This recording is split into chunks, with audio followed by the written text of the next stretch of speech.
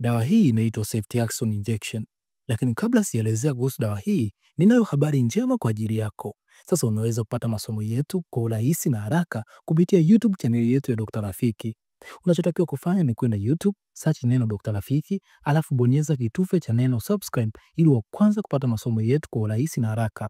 Asante kufanya hivyo na Mungu akubariki.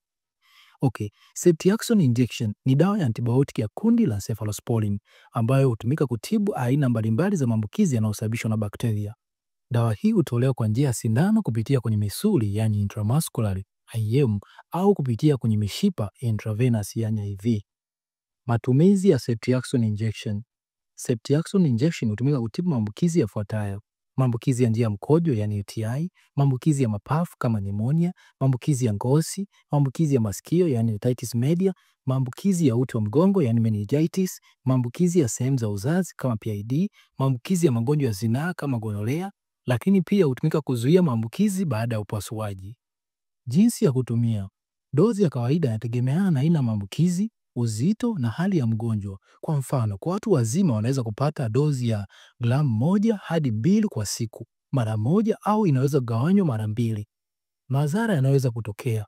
Kama dawa zingine, Ceftriaxone Injection pia inaweza kusababisha madhara, lakini sio wote wanaweza kupata madhara haya. Baadhi ya madhara hayo ni pamoja na maumivu au uvimbe mahali palipochomwa sindano, lakini sio wote wanapata hali hii. Kuhara au kichefuchefu, maumivu ya kichwa, homa au upele hasa kama una allergy na dawa hii. Tahadhari muhimu. Haitakiwi kutumiwa na watu wenye allergy ya dawa ya kundi la Cephalosporin au penicillin. Inahitaji uangalizi maalum kwa wagonjwa wenye matatizo ya figo na ini. Kwa watoto wachanga, hususan walio chini ya wiki 6, tahadhari inatakiwa kuchukuliwa kwani inaweza kusababisha matatizo ya bile, yani sludge ya bile kwenye ini. Ceftriaxone ni antibiotic yenye nguvu na hutumika kutibu maambukizi makubwa ya bakteria.